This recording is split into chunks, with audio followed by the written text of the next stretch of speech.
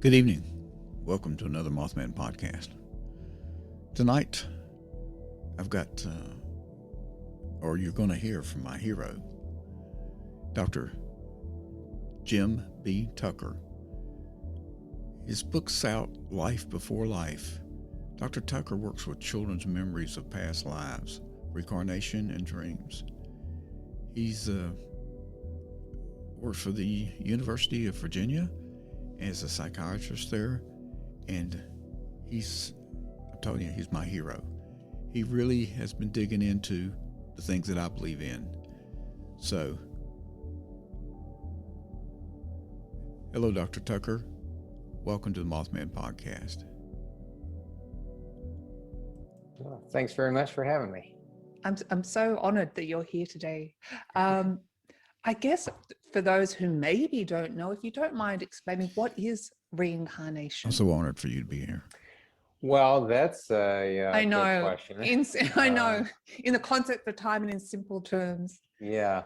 I mean, to be honest, it's a term that I don't necessarily use a whole lot just because it has a lot of connotations related to religious connotations that aren't necessarily a part of our work. So, reincarnation is the idea that there is this rebirth, that somebody lives and dies and then comes back again in a new life. What we look at is hundreds of cases of young children who report memories of a past life, and often their memories can be verified.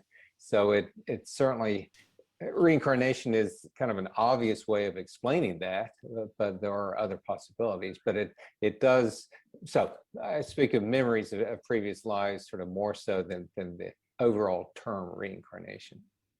It's fascinating with children's memories of past lives.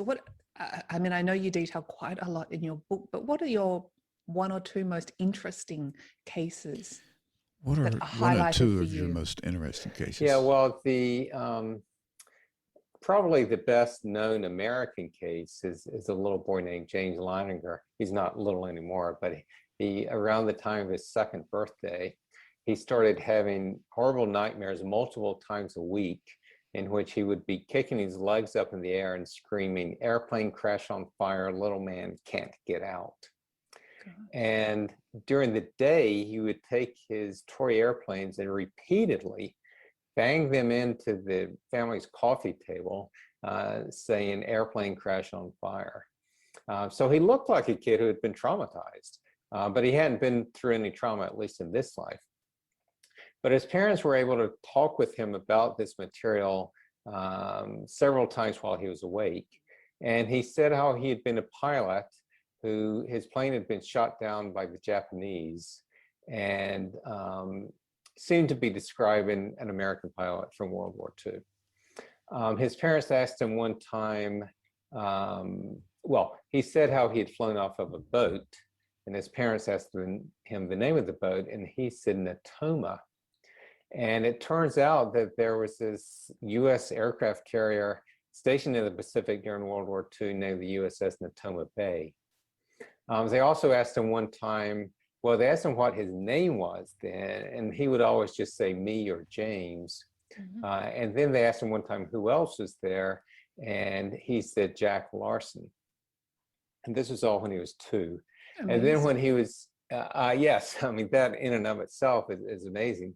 Then when he was 2.5, he pointed to a picture of Iwo Jima and said that's where his plane had been shot down. And he also described the details of the plane being shot down, how it got shot in the engine, crashed in the water, and quickly sank. Well, eventually, his father initially was quite opposed to the idea of past lives, even after James started describing one. He started looking into things basically to be able to show that there's nothing to what James was saying. But in fact, he eventually found out that this USS Natoma Bay, they did take part in the Iwo Jima operation, and they lost one and only one pilot then, a young man named James Houston. So when James was saying he was James, that was James Houston. And all the details fit. So Houston was a pilot on this Natoma. He was shot down by the Japanese. The details of how his plane got shot down matched perfectly with what James said. And Jack Larson was the name of the pilot in the plane next to Houston's on the day that he was killed. So, this was a guy who had been shot down and killed 50 years before James Leininger was born. And it seemed impossible that James could have learned about that through some sort of ordinary means. And yet he had not just the memories, but also the intense emotional kind of reaction to it, this kind of traumatized reaction that was then showing up in this little boy. And how do you work through that trauma for a child to experience their own, potentially experienced his own death and the trauma from a previous life? Perhaps that's what, I'm answering questions, but perhaps that's why we don't necessarily remember all our lives. It's sometimes too much, especially for a young child. Well, that's right. I think it's a good thing that we don't all remember multiple past lives. And it can be hard enough to deal with, the things in this life. I think as far as how to deal with it, it can be challenging, but for most of the cases, the children stop talking about the past life by the time they're school age and seem to just go on with their lives.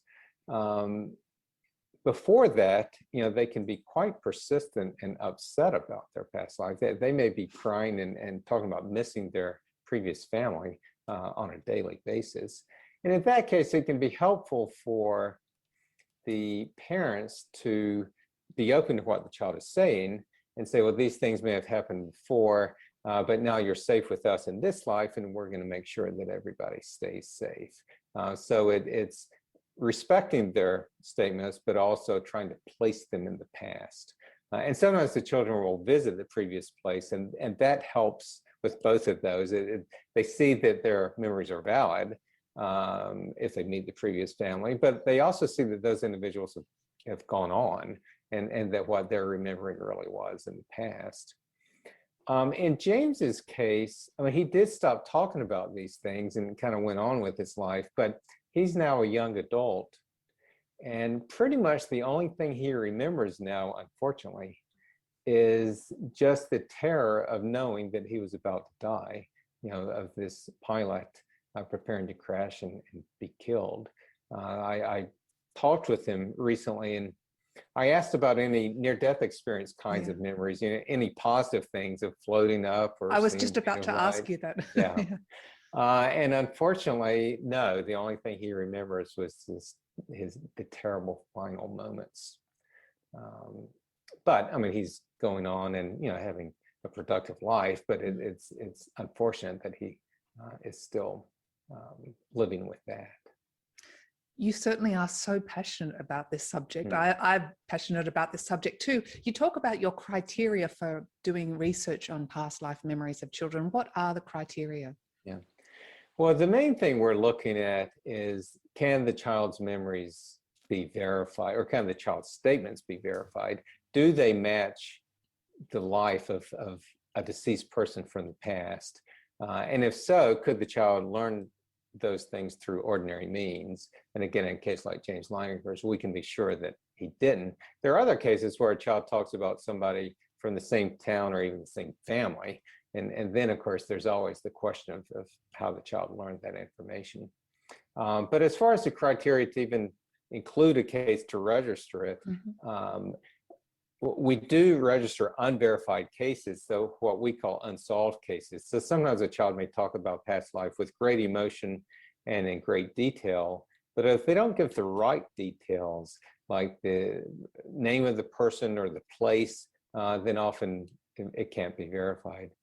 But along with the statements, we look at the behaviors. I just mentioned James's, so you can get fears. You can get a lot of behaviors often in the child's play that seem connected with the previous life. So in James's case, sort of a fascination with planes. Some of them also will, and we may get into this more later, but have birthmarks or even birth defects that seem to match wounds the previous person suffered.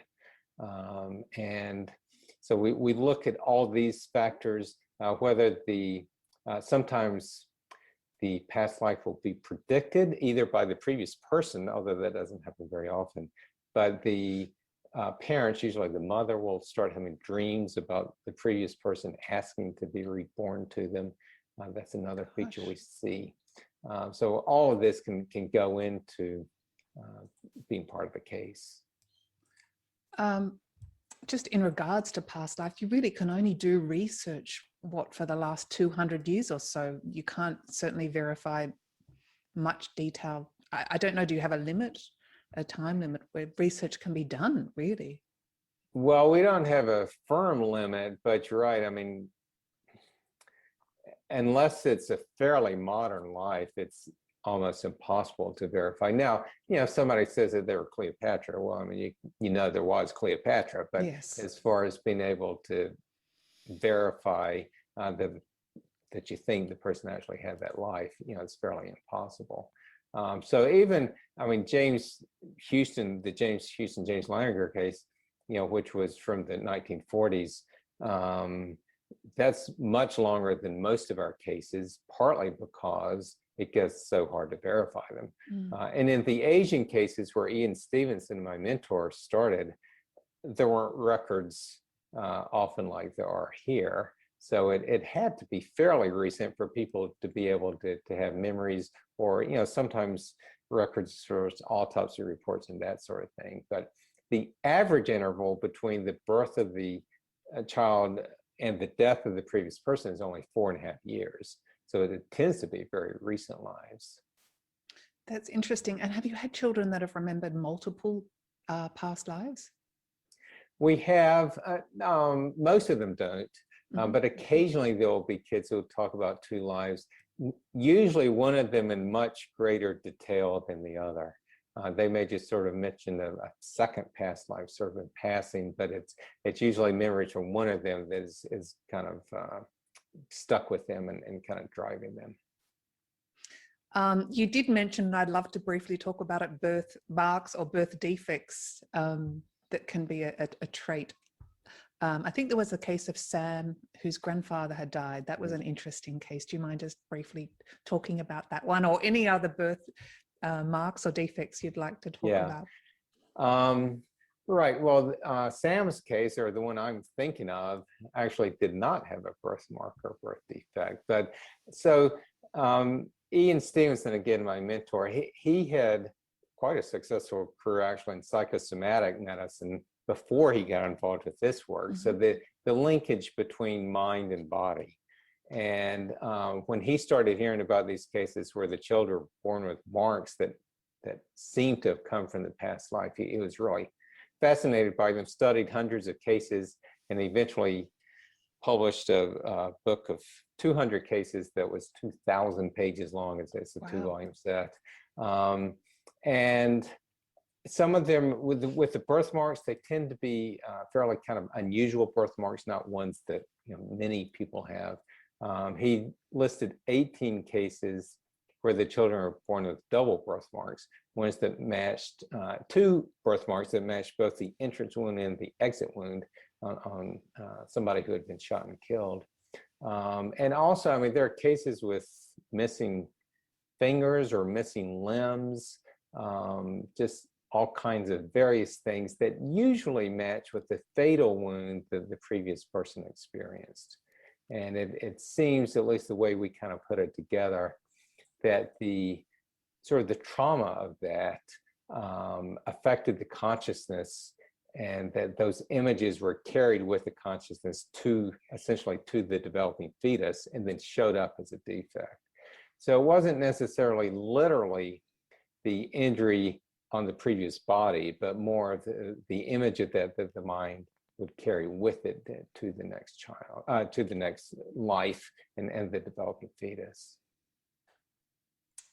That's so interesting. Gosh, that opens up so many more questions. I mean, I guess characteristics and traits, but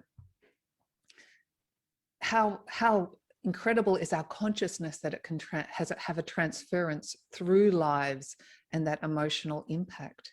Do you mind just discussing how I guess from previous lives, but not only characteristics and traits, but how the etheric body or our consciousness can affect lives?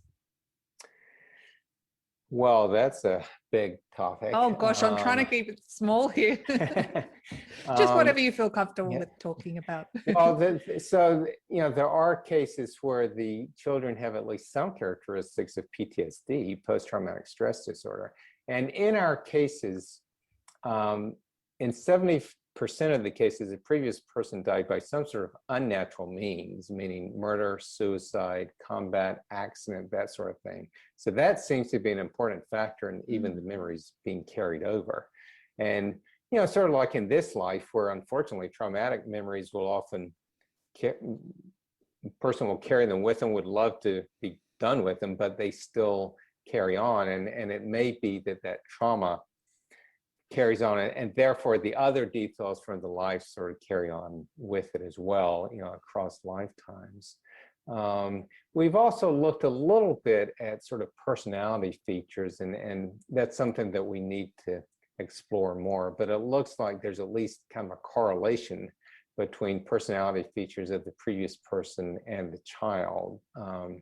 Ian Stevenson argued that past lives should be considered a third factor in the development of personality, that clearly genetics and environment play a big part, but that past lives can also play a part, that we don't come into this life with sort of a blank slate, other again than genetics, but that the consciousness can carry with it certain patterns that then affect how the personality develops.